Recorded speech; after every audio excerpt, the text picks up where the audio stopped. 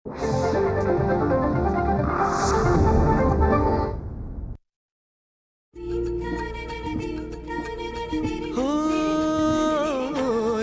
स्वरांचे बनती गाणे, साजन आनंद तराणे, रसिकांची हे जुळते नाते घडते जेव्हा सुरेल गाणे.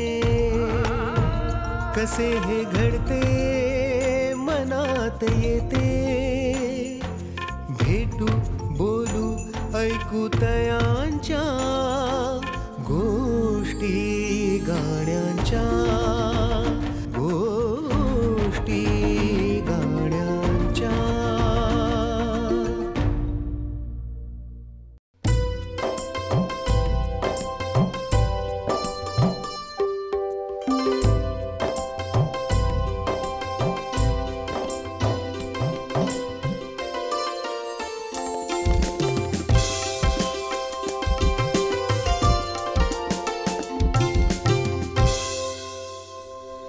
नमस्कार. गोष्टी गाण्यांच्या कार्यक्रमात पुन्हा एकदा आपल्या सगळ्यांचं स्वागत आहे.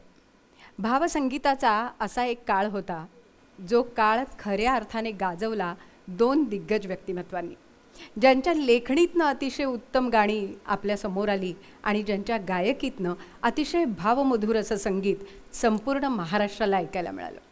अशी दोन नावं म्हणजे शब्दप्रभू ग दी माडगुळकर आणि प्रसिद्ध गायिका माणिक वर्मा. आज त्याच दोघांच्या गाण्यांच्या आठवणी आपल्या या माध्यमातून आपण पुन्हा एकदा रसिकांसमोर आणण्याचा प्रयत्न करतो आहे. आणि त्यासाठी त्यांचा वारसा पुढे नेणारी दोन दिग्गज व्यक्तिमत्व आज आपल्यासोबत आहेत. शब्दप्रभू ग दी माडगुळकरांचे चिरंजीव आनंद माडगुळकर आपल्यासोबत आहेत. आनंदजी नमस्कार. आणि माणिकताईंचा वारसा त्यांच्या रचनेच्या माध्यमातून, त्यांच्या गायकीच्या माध्यमातून पुढे नेणाऱ्या माणिकताईंच्या शिष्या शैला दातार आपल्यासोबत आहेत. शैलाताई नमस्कार. खरं तर प्रत्येक गाण्याचं एक वेगळेपण त्यांच्या रचनेमधनं गदिमांच्या आपल्याला अनुभवायला मिळालं आणि त्यांनी त्या वेळेला वेगळे प्रयोग केले, ती चॅलेंजेससुद्धा स्वीकारली. आम्ही खूप ऐकलं एका गाण्याबद्दल की ते ळचं आव्हान गदिमांना मिळालं होतं आणि घननिळा लढीवाळा माणिकताईंनीच गायलेलं गाणं. प्रीती संगम चित्रपटातली एक लावणी होती त्यात. आणि गंमत म्हणजे त्या चित्रपटात त्या काळातली हिंदी चित्रपटातले प्रसिद्ध अभिनेते आगा यांनी ती भूमिका केलेली होती. बरं, छान केली होती.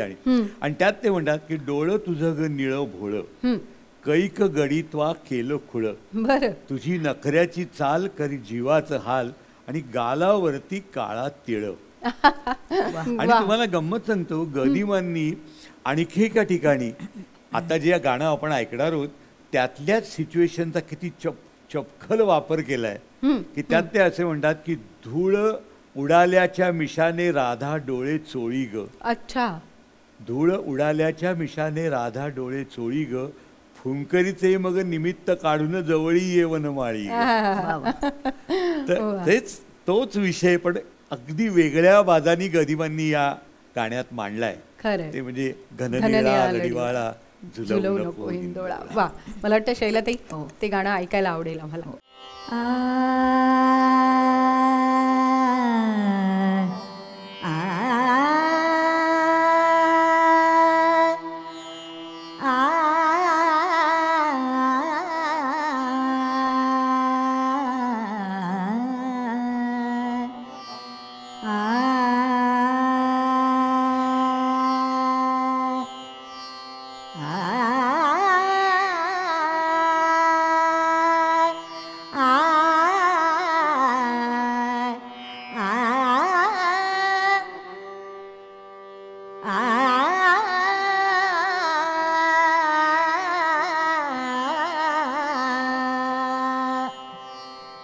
घननिळा लढीवाळा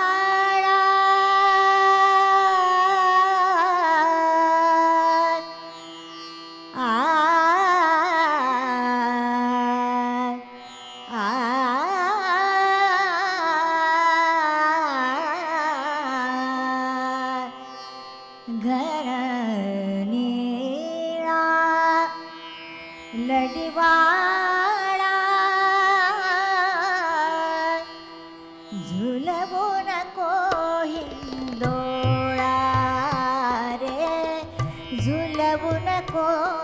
हिंदोळा घननीळा लडिवाळा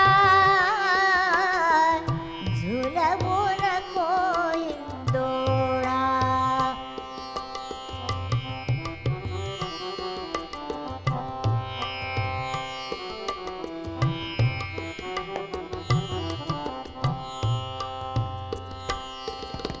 सुटली वेणी केस मोकळे धूळ उडाली भरले डोळे.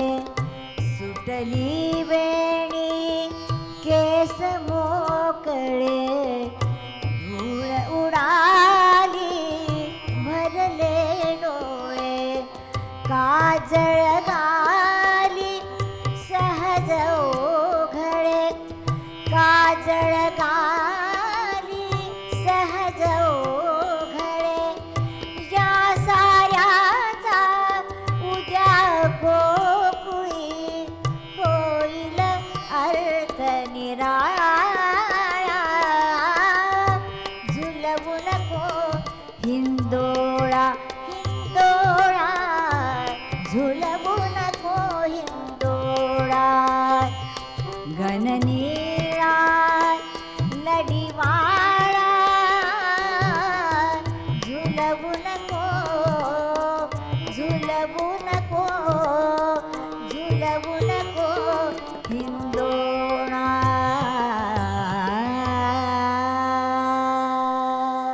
वा वा, खरंच पण ते इतका परफेक्ट तो वापरणं आणि त्या प्रत्येक शब्दाचा अर्थही तितकाच येणं, हे गदिमांचं श्रेय खरंच खूप मोठं आहे. पण मला असं वाटतं गदिमांनी असे अनेक प्रयोग केले आणि चित्रपटांच्या बाबतीत तर जगाच्या पाठीवर या चित्रपटाचं नाव घेतल्याशिवाय गदिमा आणि त्यांची पूर्ण कारकीर्द हा विषय पूर्णच होऊ शकत नाही.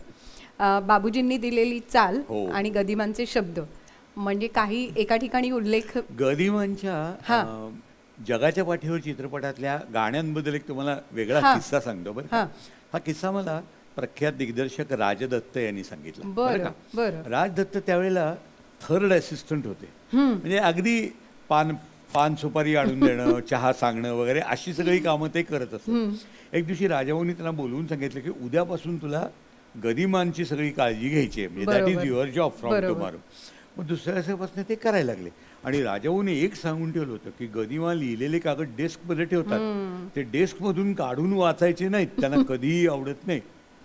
एकदा कधीतरी गदिमा बाहेर गेले होते तेव्हा मोह झाला म्हणजे राजदत्तना, आणि त्यांनी डेस्क उघडून ते कागद वाचले. आणि शेवटचा कागद वाचत असताना साक्षात गदिमा तिथं आले. ते अर्थातच म्हणजे तू का माझा डेस्क उघडलास? ते म्हणले नाही मी वाचत होतो. बरं काय वाचत होतास? म्हणजे आपल्याच चित्रपटाची गाणी. मग काय म्हणणं आहे तुझं? त्यामुळे हिंदी कवींचा, संत कवींचा प्रासादिकपणा त्यात आलाय. म्हणजे मी त्यांच्यावरनं गाणी घेतली असं तुला म्हणायचंय का? नाही, तसं नाही मला म्हणायचं. ती प्रासादिकता तुमच्या गाण्यांमध्ये उतरली आहे असं त्यांना म्हणायचं. बरोबर. आणि खरोखरीच जगाच्या पाठीवर मधली गाणी एकापेक्षा एक अप्रतिम. आणि गदिमाला मी सांगतो ना तुम्हाला, अशी सुंदर रूपक योजायची त्यांची एक हातोटी होती. म्हणजे एका गाण्याच्या बाबतीत त्यांनी म्हटलंय की चालला खेळ बाहुल्यांचा, चालला खेळ बाहुल्यांचा, कुठे राहतो ठाऊक नाही सूत्रधार त्यांचा. बरं का? येई बाहुली जाई बाहुली, येई बाहुली जाई बाहुली, कशाच आली कशाच गेली, कोण ठेवतो रोज मेळ त्या आल्या गेल्याचा, चालला खेळ बाहुल्या. असंच सुंदर रूपक जगाच्या पाठीवर मधलंय. एक धागा सुखाचा, 100 धागे दुःखाचे, जर तारी हे वस्त्र मानवा तुझे आयुष्याचे. आणि खरंच आहे, आयुष्याचा पट उलगडून दाखवणारी, म्हणजे माणसाला अंतर्मुख करणारी ही गाणी आहेत असं मला नेहमी वाटतं. अगदी खरं आहे. आणि तितकंच म्हणजे एक धागा सुखाचा बद्दल असं आहे की ते नुसतं त्या चित्रपटासाठी लागू होत नाही, तर आपल्या सगळ्यांच्या आयुष्याच्या बाबतीत सुद्धा ते लागू होतं. म्हणूनच मी म्हटलं ना, आपल्याला गाणं अंतर्मुख करतं प्रत्येकाला. ऐकूया थोडंसं. हो अगदी.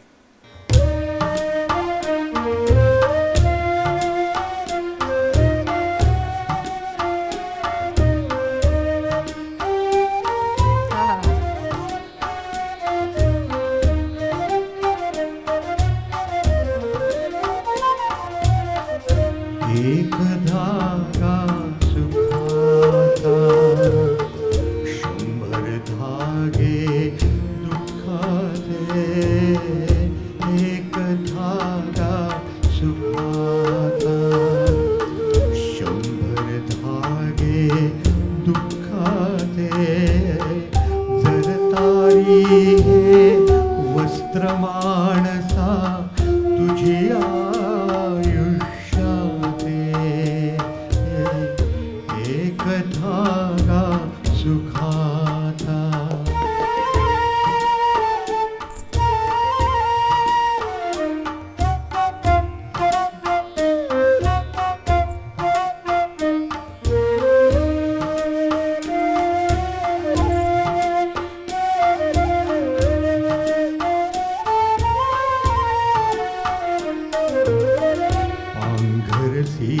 तरी असला कपडा येसी उघडा जासी उघडा.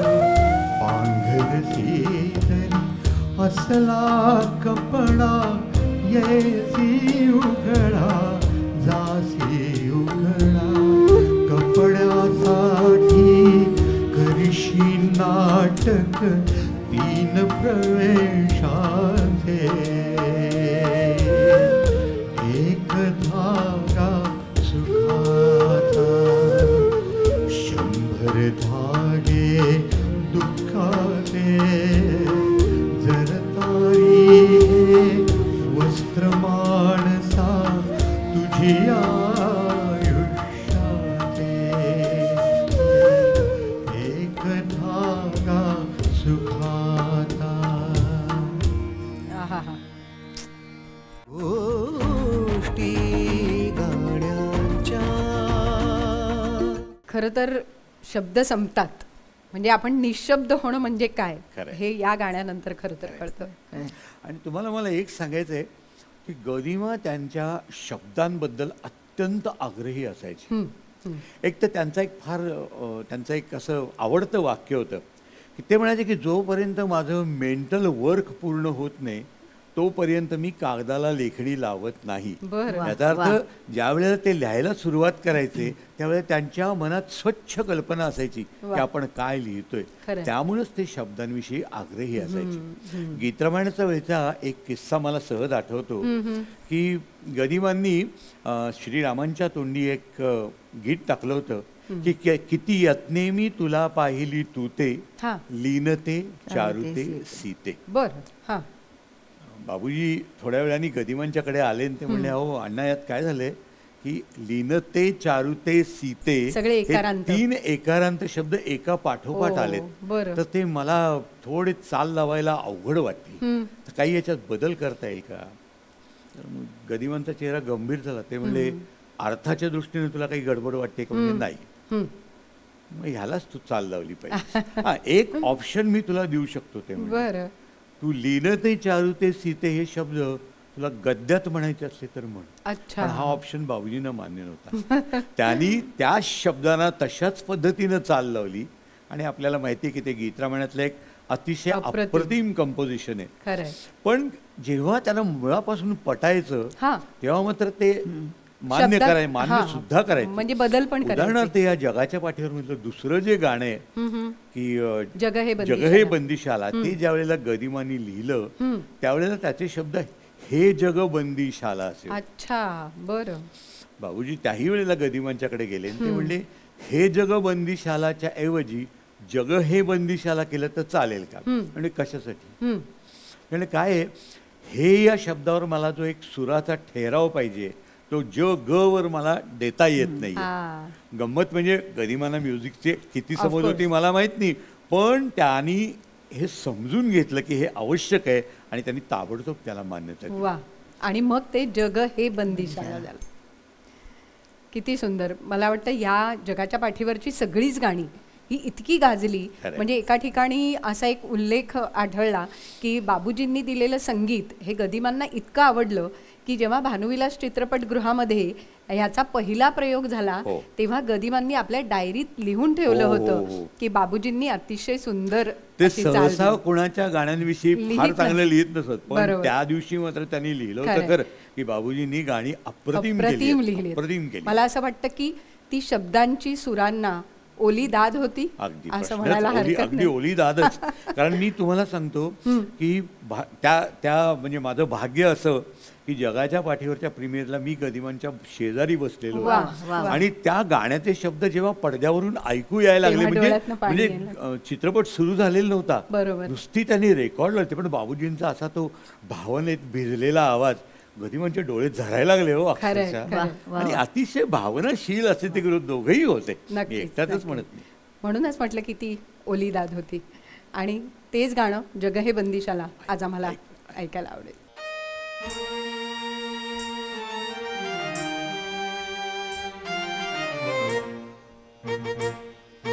जग हे बंदिशाला, जग हे बंदिशाला, जग हे बंदिशाला, जग हे बंदिशाला. कुणी न येथे भला तांडला, जो तो पथ चुकलेला. जग हे बंदिशाला, जग हे बंदिशाला.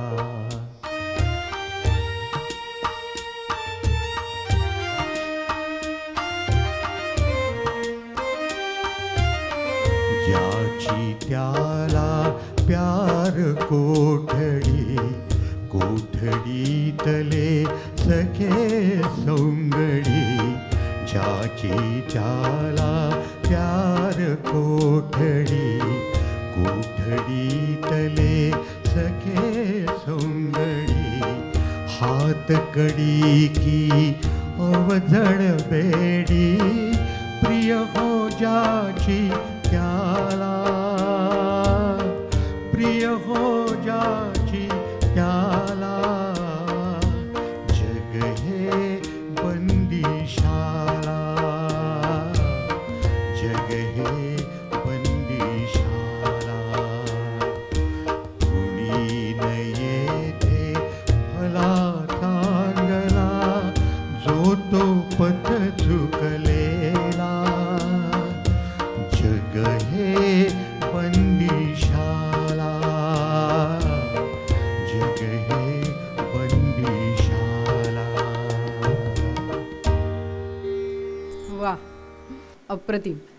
खरं तर आनंददादा, जगाच्या पाठीवर बद्दल म्हणायचं झालं तर अनेक गीतांचे काही अनुवाद हे सुद्धा गदिमांनी केलेले हो, आहेत. हो. म्हणजे माई मैने गोविंद लिनो मोल हो. या गुजराती प्रभातीवरनं गदिमांनी बाई मी विकत घेतला श्याम हे लिहिलं.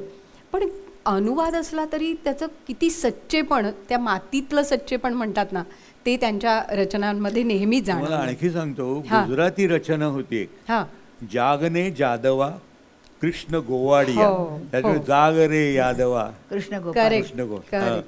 म्हणजे असे त्यांना ते बरोबर सापडायचं चांगलं. अगदी, हं? अगदी. किंवा उद्धवा जेव्हा तुझे सरकार सुद्धा त्यातलंच आहे. त्यातलंच एक आहे. हिंदी संत काव्यात त्यांना खरोखरी एक प्रकारची त्यांना अतिशय गोडी होती. म्हणजे मीराबाईंची भजनं, कबीर, सुरदासांची, सूरदास. सुरदासांची. खरंय, खरंय. त्यामुळे गदिमांचा किती अभ्यास करू आपण तितका खरं तर आणखीन एक एक एक एक पैलू असे सापडत जातात आणि मग त्या गाण्यांचं वैशिष्ट्य आणखीन वाढत जातं. गोष्टी गाण्यांच्या. एक आत्ता 2 वर्षापूर्वी एक खूप चांगला योग असा आला की गदिमा, बाबूजी आणि पु ल हो. या तिघांची जन्मशताब्दी एकाच वर्षात असल्यामुळे ती इतकी साजरी केली गेली आणि त्यानिमित्ताने या तिघांची गाणी लोकांपर्यंत आली. आज आपण जेव्हा गदिमांचा उल्लेख करतोय तेव्हा गदिमांच्या जोडीला पुलंचं स्मरण झालं हो, नाही तर पूर्ण होणार नाही. आणि मला असं वाटतं शैलाताई, माणिकबाईंनी पुलंनी संगीत दिलेली गदिमांची गाणी गायलेली आहेत. कबीराचे विणतो शेले हो, हो, पुलंचं संगीत होतं आणि गदिमांचे शब्द. आणि ते कबीराचे विणतो शेलेवर का हा. ते गाणं पडद्यावर सुलोचनाबाईंनी अप्रतिम गायलं. त्यांनी कामही सुंदर केलं खरंय. होतं, या दिसल्या तेही छान. त्या चित्रपटाच्या वेळेस त्यांनी एक मला किस्सा सांगितला होता. त्या म्हणाल्या की त्या चित्रपटाचे हिरो होते दामोण्णा मालवणकर बरं. आणि या हिरोईन, म्हणजे यांचाही राहुल मोठा होता. पण त्या म्हणल्या की दामोण्णांचं कॉन्ट्रॅक्ट त्यावेळेला होतं 15,000चं आणि माझं 1500चं होतं. कारण मी अगदीच नौकी होते हो म्हणे. मला कोण विचारत होतं तिथे.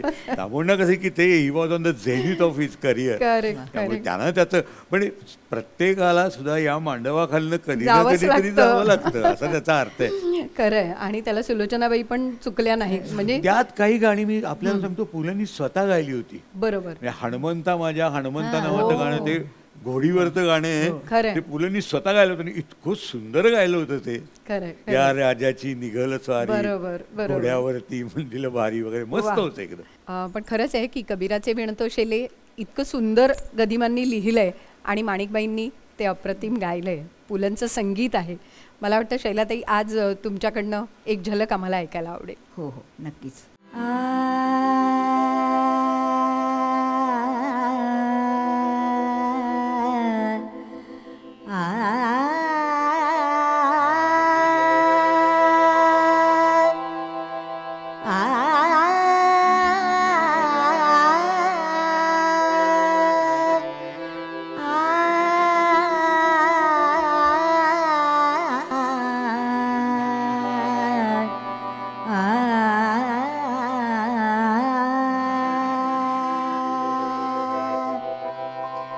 कबीराचे विणतो शेले, कबीराचे विणतो शेले, कौसल्याचा रामबाई, कौसल्याचा राम. कबीराचे विणतो शेले, कौसल्याचा रामबाई, कौसल्याचा राम.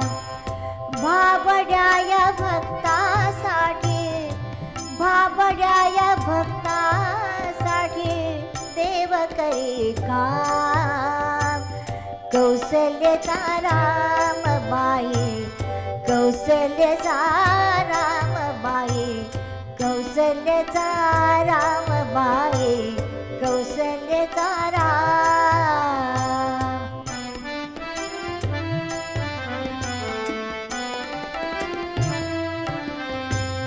एक एक तारी हाती भक्त गाय गीता, एक एक तारी हाती भक्त गाय गीता, एक एक धागा जोडी, धागा जोडी. जानकीचा नाथ, जानकीचा नाथ, राजा घनश्याम. कौसल्याचा रामबाई, कौसल्याचा रामबाई, कौसल्याचा रामबाई, कौसल्याचा राम.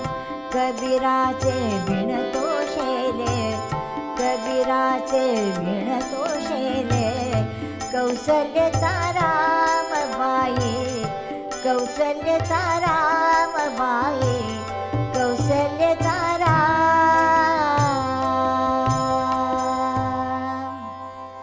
वा, अप्रतिम. पण पुलंचं संगीत हे एक मोठं म्हणजे वेगळ्या पद्धतीचं संगीत त्यांनी प्रत्येक रचनेला दिलं.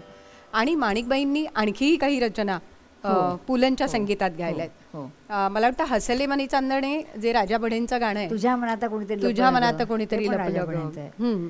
आणि कुणी म्हणायला बेडा तुला शकुंतले सासरी. वा वा वा. काही झलक त्याची ऐकवणार आम्हाला, कारण ते एक वेगळे पण त्यांच्या चालीतही आहे आणि माणिक त्यांच्या स्वरातही आहे. जा मुली शकुंतले सासरी, जा मुली शकुंतले सासरी, जा मुली शकुंतले सासरी, आवरी डोळ्यामधल्या सरी, जा मुली शकुंतले सासरी, जा मुली शकुंतले सासरी.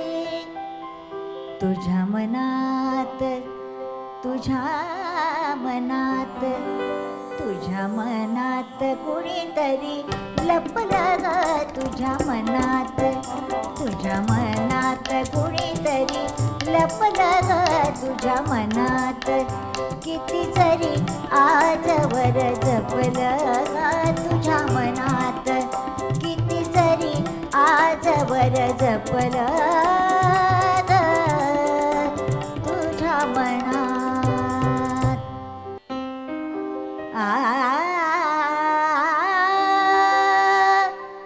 हसले हसले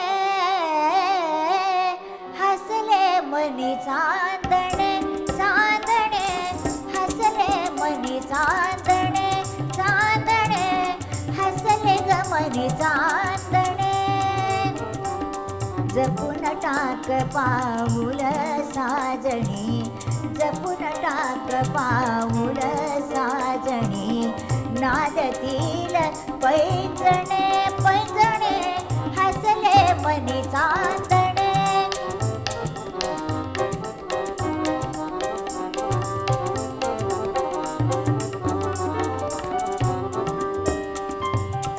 किती ग भाग्याची किती किती ग भाग्याची किती किती ग भाग्याची किती किती ग भाग्याची किती ग भाग्याची भलतीच ओढ हे काम सुंदराची भलतीच ओढ हे काम सुंदराची नवे ग श्याम सुंदराची हसले मनी चांदणे हसले मनी चांदणे चांदणे हसले मनी चांदणे चांदणे हसले मनी चांदणे मनी चांदणे मनी चांदणे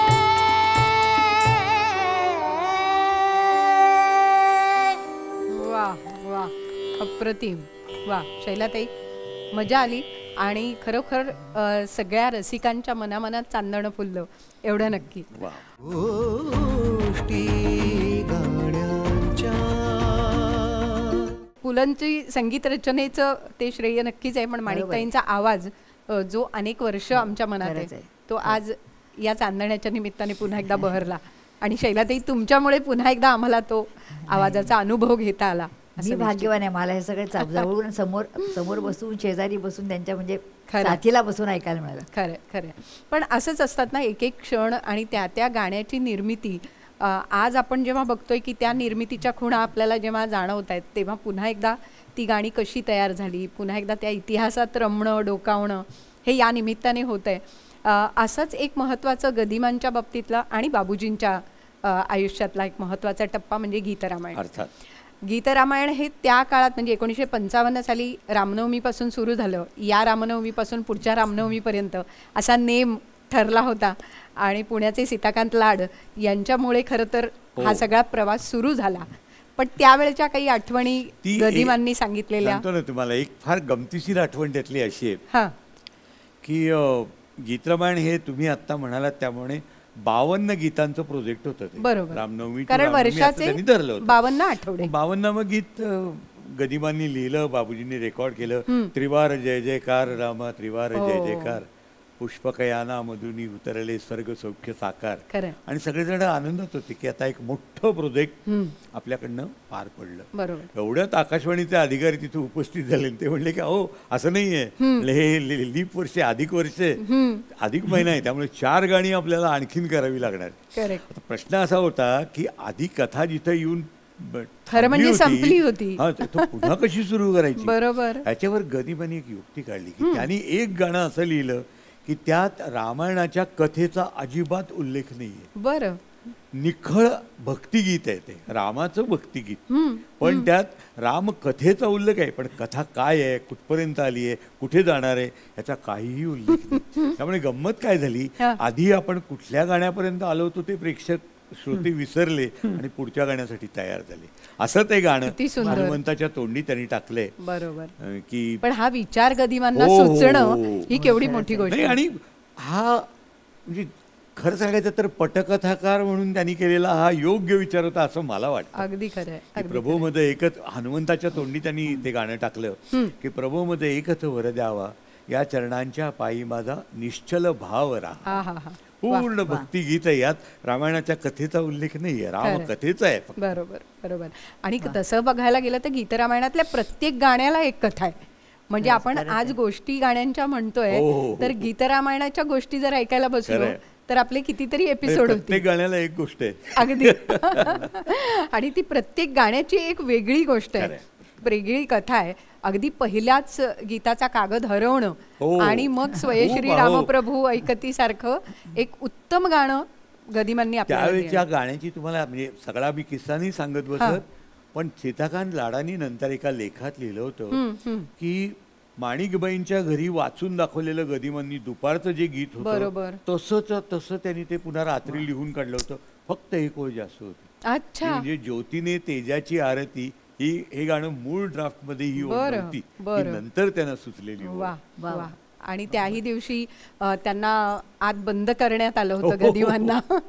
आणि तेव्हा तो किस्साच गमतीशीर आहे खरंच आहे. आणि 10 मिनिटात त्यांनी ते गाणं लिहून पुन्हा तसंच्या तसं. मी तुम्हाला मगाशी म्हणलं ते की मेंटल वर्क झाल्याखेरीज ते पूर्ण होत नाही. मला एकदा बाबूजींनी सांगितलेलं मला आठवतंय की बाबूजी गाण्याचा तगादा घेऊन असे गदिमांच्याकडे पंचवटी काय आणणार आहे, कारण कधी आणणार अमुक तमुक वगैरे. मग खूप बाबूजींनी आरडाओरडा केले की गदिमा पुण्यातलं वाल्मिकी रामायणाचं पुस्तक नुसतं पानं उलटत राहायचे एका ठिकाणी. आणि बाबूजींनी स्वतः मला सांगितलेला किस्सा आहे. एका ठिकाणी ते थांबायचे, पुस्तक मिटून ठेवायचे आणि कोणीतरी त्यांना डिक्टेट करतंय अशा पद्धतीनं ते गाणं लिहून काढायचं. विलक्षण आहे, मी सांगतो. विलक्षण खरंच आहे. गीतरामायणाला म्हणजे दोघंही म्हणायचे की आम्ही केलेलं नाही, आमच्याकडून ते झालं, कोणीतरी करवून घेतलंय. हेच खरं. आणि ते करवून घेतल्यानंतर जी महती आहे गीतरामायणाची ती आपल्या सगळ्यांपर्यंत. मला गंमत सांगतो की गदिमा आयुष्याच्या अगदी शेवटच्या काळात एकदा कधीतरी असं मलाच म्हणाले होते की मी गेल्यानंतर काही होणार नाही रे म्हणले. बरं. वर्तमानपत्रात एक काळी छोटीशी चौकट येईल की कवी गदी माडगुळकर गेले आणि दॅट्स ऑल. जनमानसाची आठवण फार उथळ असते, त्याच्यावर काहीही राहणार नाही. पण मी असं म्हणतो की मराठी माणसांनी किंवा महाराष्ट्राने गदिमांची आठवण एका अर्थाने त्यांचं ते म्हणणं खोटं ठरवलं, त्यांची आठवणी अक्षय राहिली आहे गीतरामायणाच्या रूपात. अगदी अगदी. आणि सगळ्याच गीतांच्या रूपात. पण गीतरामायणाचा त्या गाण्याचा जो उल्लेख तुम्ही केलात की ते पुन्हा एकदा नव्याने सुरू झालं, तर मला असं वाटतं की ते गाणं आज आपल्याला ऐकायला आवडेल. प्रभो मज एकच वर द्यावा, प्रभो मज एकच वर द्यावा, या चरणांच्या ठाई माझा निश्चल भाव रहावा, एकच वर द्यावा, प्रभो मज एकच वर द्यावा.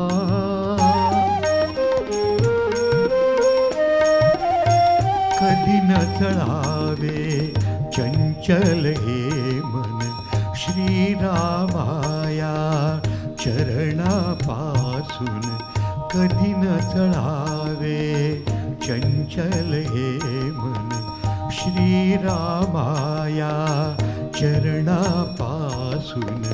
जोवरी भूवर राम कथानक तोवरी जन्म असावा, एकच वर द्यावा, प्रभो मज एकच वर द्यावा, प्रभो मज एकच वर द्यावा. खूप सुंदर. पण खरंच तो काळ इतका भारलेला होता की गीतरामायण ऐकायला रेडिओसमोर लोक रेडिओला हार घालून बसायचे, उदबत्ती लावायचे, अगदी निरांजन ओवाळायचे आणि गीतरामायण ऐकायचे. हा तो भारलेला काळ होता. पण अशाच काही वेगळ्या रचना शैलाताई माणिकबाईंकडे आल्या. गोळवलकरांच्या रचना ह्या खूप वेगळे पण घेऊन आल्या होत्या. काय सांगाल त्यांच्या रचनांबद्दल?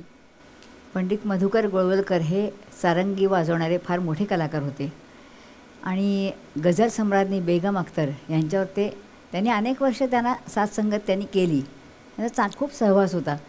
त्यामुळे बेगम अख्तर यांच्या ठुमऱ्यांचा किंवा गझलांचा परिणाम त्यांच्यावर खूप झाला होता. बरं. आणि त्यातल्या 2 गझलांचा उपयोग त्यांनी माणिकबाईंच्यासाठी केला. बरं. राजा बढ्यांचं पद होतं, पण त्या मूळच्या गझल आहेत. पहिली आहे ती अशी आहे, मी म्हणून दाखवते. दीवाना बनाना है तो दीवाना बना दे, वरना कोई मुश्किल तमाशा न बना दे. ए देखने वालों मुझे हंस हंस के न देखो, तुमको भी मोहब्बत कही मुझे साना बना दे. या प्रकारच्या साडीची अजून एक गझल होती. इन आँखों का आलम गुलाबी गुलाबी, मेरे दिल का आलम शराबी शराबी. ह्याच्यावरनं मधुकर गोळवलकरांनी चाल दिली बाईंसाठी. सांगू कशी ग मनाची व्यथाही, पायदळी कुस्करल्या या फुलांची कथाही. सांगू कशी ग मनाची व्यथाही. दुसरी गझल आहे, तर त्याचं आधी गाणं आधी म्हणते आणि मग त्याच्यामध्ये त्याच्या 2 ओळी म्हणून दाखवते.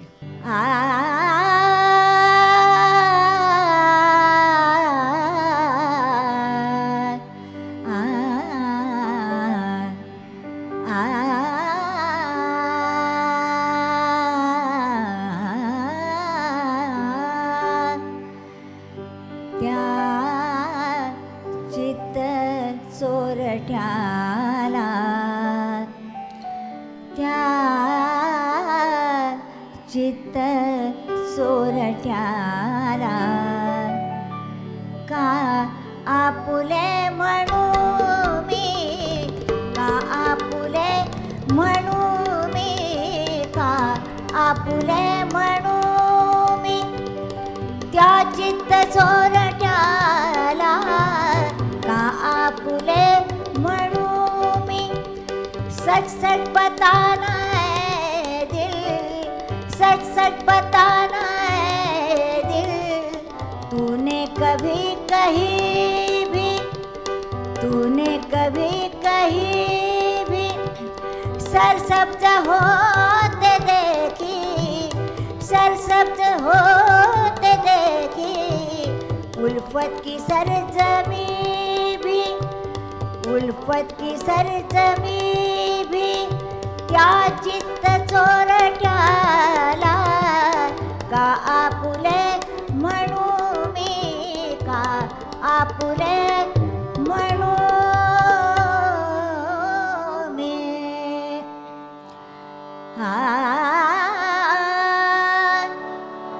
सहजी करी धरावे,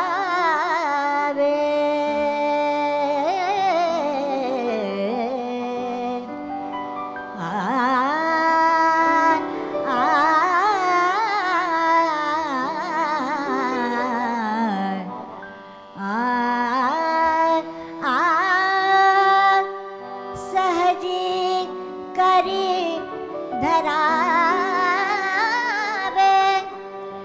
नखलावुनी कुणावे,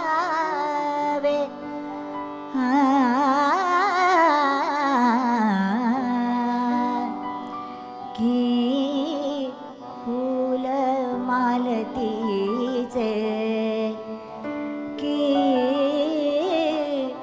फूल मालतीचे.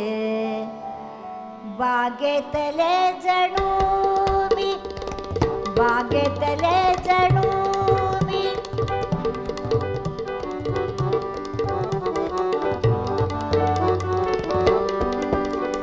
की फूल मालतीचे,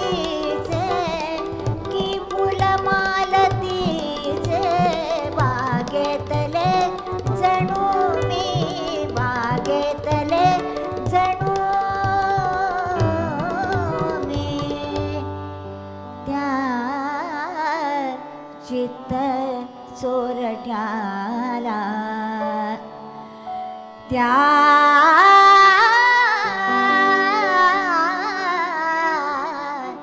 चित्त चोरट्याला का आपुले म्हणू मी का आपुले म्हणू मी का आपुले म्हणू मी. वा वा अप्रतिम. जसं प्रत्येक गाण्यातनं हे त्यांच्या त्या संगीतकारांचं वैशिष्ट्य जाणवतं तसं शब्दांचं वैशिष्ट्य तर आहेच. गोष्टी गाण्यांच्या. गदिमांच्या बाबतीत म्हणायचं तर आपण अगदी सुरुवातीपासून पाहिलं, भक्तिगीतं गदिमांनी उत्तम लिहिली, भावगीतं उत्तम लिहिली. बरं, चित्रपटात आशय विषयाला धरून ते चित्रपट गीतही त्यांनी उत्तम लिहिलं. मग लावणी लिहिली नाही असं कसं होईल? अर्थात तो तर त्यांचा, मी असं म्हणेन की स्थायी भाव होता त्यांचा तो. कारण तुम्ही त्यांची एक अतिशय प्रसिद्ध कविता आहे की घोळ निर्यांचा पदी अडखळे जलद चालणे जरा बरं. दिसेही साताऱ्याची तारा. वा, तशी त्यांची बुगडी माझी सांडली ग तर किती पिढ्या ती लावणी चालली कुणाला खरंय माहित. खरंय. पण ह्याच्या सगळ्यात जी सुरुवात झाली नाही याची, हा. ती त्यांच्या जय मल्हार नावाच्या चित्रपटापासून बरं झाली. बरं. त्या जय मल्हार चित्रपटात म्हणजे रामजोशी हा त्यांचा चित्रपट सुपर डुपर हिट झाला आणि पाठोपाठ हा चित्रपट त्यांच्याकडे लिहिण्यासाठी आला. आणि त्यांनी एक काही सिच्युएशन सांगितली. मग गदिमाने एक लावणी घेऊन, त्या चित्रपटाचे सूत्रधार होते बाबूराव पेंढारकर, बरं. त्यांच्याकडे गेलेत. बाबूराव पेंढारकरांची तब्येत बरी नव्हती, जरा झोपूनच होते. गदिमांनी उभ्या उभ्याच त्यांना ती लावणी वाचून दाखवली. पण बाबूरावांच्या चेहऱ्यावर काही पसंतीची लकीर दिसली नाही. बरं. ते थोडा वेळ थांबले, नंतर म्हणले माडगुळकर नाही बोलली लावणी. हे एकदम भडकले, कारण आतापर्यंत ते रामजोशीचे लेखक, खरं. त्यांचा एवढा लौकिक झाला होता. पण गदिमांना पहिला गाणी लिहायचा चान्स हा बाबूराव पेंढारकरांनीच दिलेला होता. अच्छा. त्यामुळे त्यांनी राग आवरला आणि विचारलं की बाबूराव मग लावणी कशी पाहिजे तुम्हाला? त्यामुळे अहो कवी तुम्ही माडगुळकर, मी तुम्हाला काय सांगणार लावणी कशी पाहिजे. पण एक सांगतो म्हणले, लावणी कशी एक्स्ट्रा स्ट्रॉंग पाहिजे म्हणाले. गदिमा तो शब्द घोळवत परत गेले. त्यांनी दुसऱ्या दिवशी ते आणखी काही लावण्या घेऊन आले. आणि आताच बाबूरावांची तब्येत बरी होती, झोपूनच होते. पहिली लावणी त्यांनी वाचायला सुरुवात केल्याबरोबर आपण आजारी आहोत हे विसरून बाबूराव ताडगण उभं राहिलं, म्हणले फर्स्ट क्लास. याला म्हणतात एक्स्ट्रा स्ट्रॉंग लावणी. आणि खरोखरीच त्या काळात ती लावणी अत्यंत लोकप्रिय झाली होती. खरं. ती लावणी मी तुम्हाला थोडीशी गुणगुणून नक्की, दाखवणार आम्हाला आहे. आवडेल. आणि बघा तुम्ही, शब्द किती साधे सोपे पण तरी ठसकेबाज. आणि एक शृंगारिक त्यातला जो भाव आहे तो अप्रतिम आहे. तो वा वा. ते आता मी सांगतो तुम्हाला. ऐकूया. माझ्या वटात डाळिंब फुटलं, माझ्या वटात डाळिंब फुटलं, संग रागू मी नाही कधी म्हटलं, संग रागू मी नाही कधी म्हटलं. हो माझ्या वटात डाळिंब फुटलं, संग रागू मी नाही कधी म्हटलं.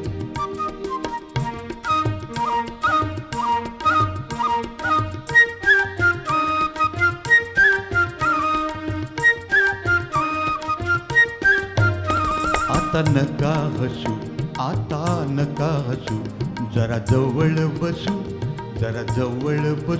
खुदू हसू, खुदू हसू. राजा राणीचं भांडण मिटलं, राजा राणीचं भांडण मिटलं, संग राघू मी नाही कधी म्हटलं, संग राघू मी नाही कधी म्हटलं. हो माझ्या वटात डाळिंब फुटलं, संग राघू मी नाही कधी म्हटलं.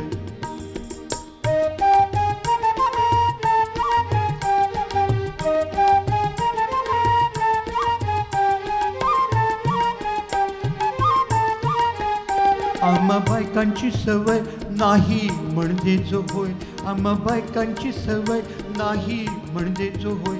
आता कशाला संशय, राजा राणीचं नातं आपलं, राजा राणीचं नातं हुकलं. सांगा राघू मी नाही कधी म्हटलं. सांगा राघू मी नाही कधी म्हटलं. हो माझ्या भटात डाळिंब फुटलं. सांगा राघू मी नाही कधी म्हटलं. सांगा राघू मी नाही कधी म्हटलं. सांगा राघू मी नाही कधी म्हटलं. वा, लावणीचा ठसका म्हणजे काय असावा. तर गदिमांनी या पहिल्याच लावणीमध्ये खरं तर दाखवलं. आणि नंतर किती लावण्या लिहिल्या गदिमांनी, जसे तुम्ही मगाशी उदाहरणं दिली. किती सोपे शब्द आणि त्यातली नजाकत काय आहे. खरी आहे. पण एक किस्सा या निमित्ताने आठवतो की असा काही गप्पांचा फड रंगला होता. आणि त्याही वेळेला असं आहे ना की गीतकार आधी की कवी आधी, आणि ह्या सगळ्यामध्ये गीतकार एखादा मोठा होतोय तर त्याला थोडंसं खाली खेचायचं, असे सुद्धा प्रकार त्यावेळी खरं तर झाले.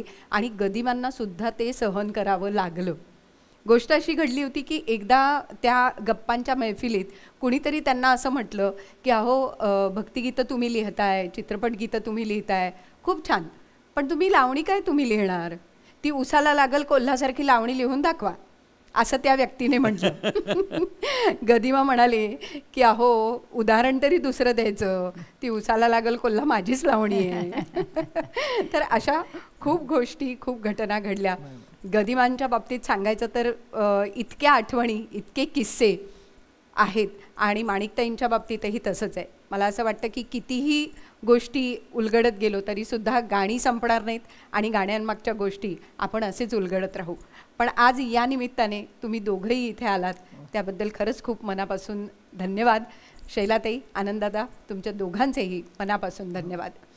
आज या निमित्ताने माणिकताई आणि गदिमांचे शब्द या दोन्हीचा एक आढावा म्हणू आपण, एक आनंद म्हणू आपण, निश्चित घेता आला.